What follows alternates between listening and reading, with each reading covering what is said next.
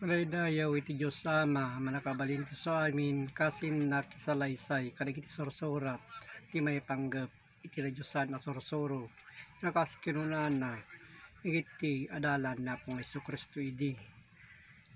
Kas maysa, nagsao ni Santiago, iti 2, iti 26, na kinunana, takas iti bagi ano maisina, iti kararuwa natay, kas tamot, iti pamati, naawan na iti aramid na natay.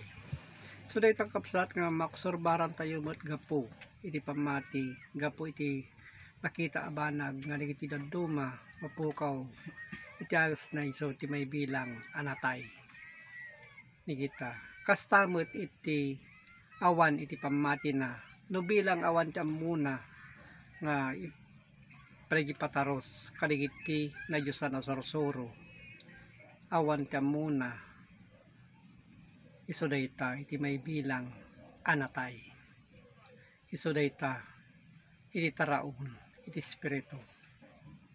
Kadigiti apamaneknek kas kinunana iti proverbio iti daan atulag iti 15:24, iti masirip ti dalan ti biag agpangato tapno mapanawan na iti tanem na iti baba. So di kita kakapsat kas pamaneknek nga na may sina iti karwa iso natay. Kastamot iti dalan iti sirib tayo ngadda iti panpanunot tayo gapo iti puso tayo anaasi. So di kita ket itaglakam na ita iso di espiritu tayo ngagturong sa dingato. So di kita kas ibagbagana kas adda ngayon tayo pagturungan. Ta kinunana nga rod iti surat iti Roma 2 iti 10 nga kinunana ngem iti gloria dayaw kental na iti magunggunat iso amin nagararamid iti naimbag. So dahi takapsat kas ibagbagana nga digiti agararamid iti naimbag agturong iti gloria kita ikas adda apamaneknek tanya po Isu Kristo nga rod nga kinunana nga mabasa iti Juan 14 iti 2, iji balay ni amak adda adu apagyanan no saan ko maakasta kinunak ko makada kayo tainnak sa ganaang kayo iti pagyanan.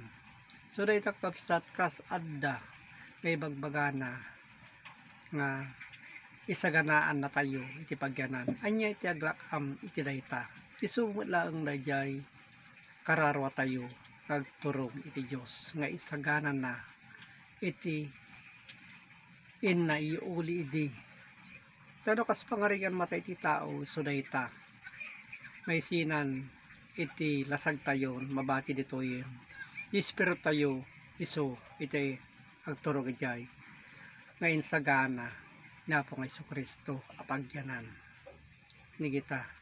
Ta kinunana nga rod iti Juan iti 14 iti 3, ket no innak kumakit isaganaan kayo iti pagyanan umayak tumanen.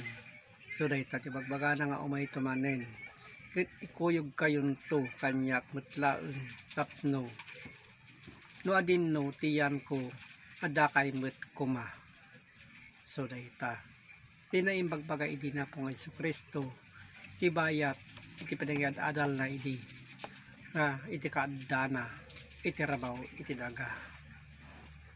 So di kita kapsat nagado apamaneknek nagado apagilasinan tayo iti na Diyosan asorsoro gapo tinagloriaan nga ebanghelyo agturong sa dingato. So di kita kas pamaneknek kapsat na inna ibagbaga idi. Ta kinunana iti mabasa iti Hebreo 12 iti 22, ngem masideg kayo iti bantay Sion ken iti ili iti Dios as bibiyag iti Jerusalem anayin langitan. So dayta kapsat nga adda gayam Jerusalem anayin langitan nga oray met lang kat tayo no datayo ket agaramid tayo itinasaya at nga pagayatan iti Dios. Ket kadagiti di mabilang aboy buyot kadagiti anghel so dayta kabsat.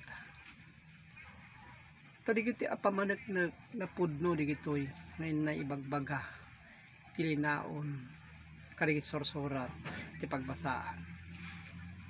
Ti mabasa ti Hebreo 11:16 ngem ita narigayanda tinasya at apag naudan kaya't nasa uwan iti nainlangitan.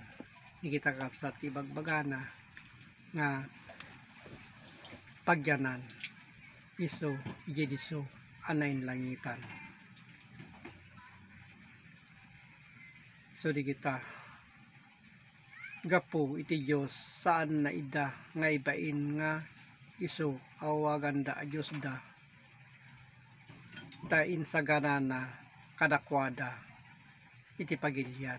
So di ka kapsat ti inna idi sagana idi iti bayat iti pinangyad adal na kadagiti tao idi unana nga aldaw. Takinuna nga rod iti mabasa iti umuna at Salonika 4 iti 17 kalpasan na datayo asibiyag datayo amabati may tayo amay kuyog kadigitol ulep asabten iti apo iti tangatang ket iti kasta kan kanayon nga datayo iti apo.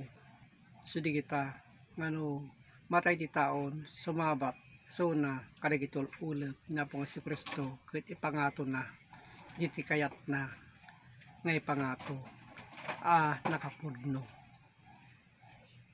Iso kadagiti kapsat iti tayo pagilasinan anay surat tilinaon ti Biblia. Ket agyaman kapsat digitoy nga adda nga pamaneknek nga nagtaod sa dingato iti Dios. Tadya oray iti trono na kadatayo kain sagana na. Ket agyaman ti Dios Ama manakabalin sa amin. Amen.